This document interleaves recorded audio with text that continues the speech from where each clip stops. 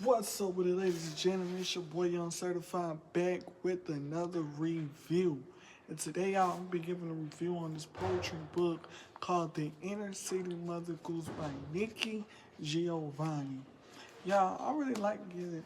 I really like this book, y'all. What really stood out to me in this book was just how she capitalized the issues that goes on in the urban city, in the inner city, y'all. And she does it in a way where she takes Mother's Goose nursery rhymes and she remixes it in an urban style, in an urban way.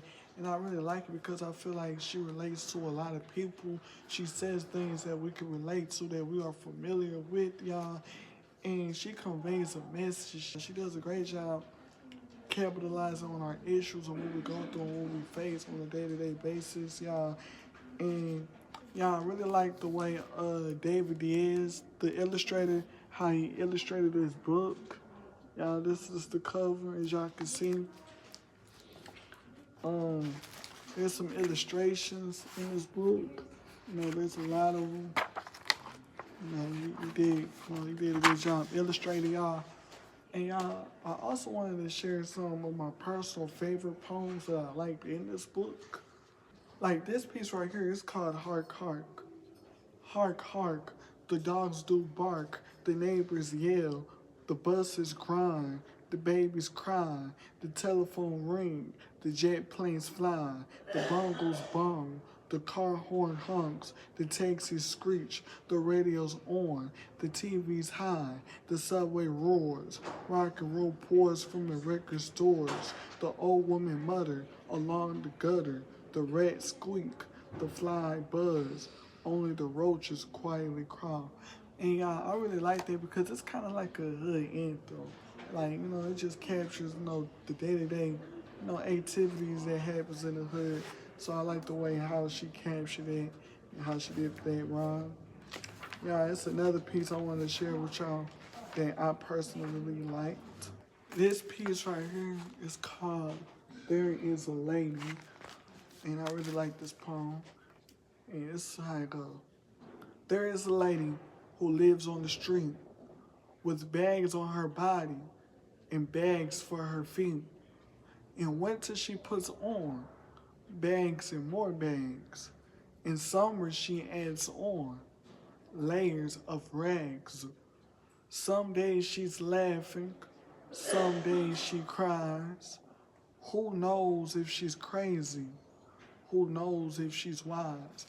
And I really like this poem because it speaks about, like, to the homeless people. It speaks about homeless people, and I feel like a lot of times, y'all, we don't really pay enough attention to homeless people. Like, I feel like we quit to judge them, we quit to see them, and we quit to, name them addicts and, come up with all sorts of bickering, all sorts of judgmental statements about them, not on their circumstances, situations. You feel me? We quit to judge them, we quit to, dismiss them and not pay them no attention, not pay them not a lick a dime, not pay them no mind, but rather look away. And I feel like what Nikki Giovanni did was just just give them a platform, to give them a voice. You know what I'm saying? Yeah, like at the end when she was like, "Who knows if she's crazy? Who knows if she's wise?" Because so many times we look at homeless people like they crazy, not knowing, man, that could be the wisest one on the block. That could be, you don't know who you mistreated. You don't know who that is. You don't know. So I feel like she just does a good job just illustrating how, you know, how homeless people are treated. You know what I'm saying? And she just do a good job. And I feel like that piece is just it can encourage someone to, next time you see a homeless person, not to be quick to judge and dismiss them, but to speak to them. Because you don't know, a homeless person can teach you something valuable. They may not have money, but their soul, their character, their morals, that's more. Uh, that price is far more expensive than rubies and golds and diamonds.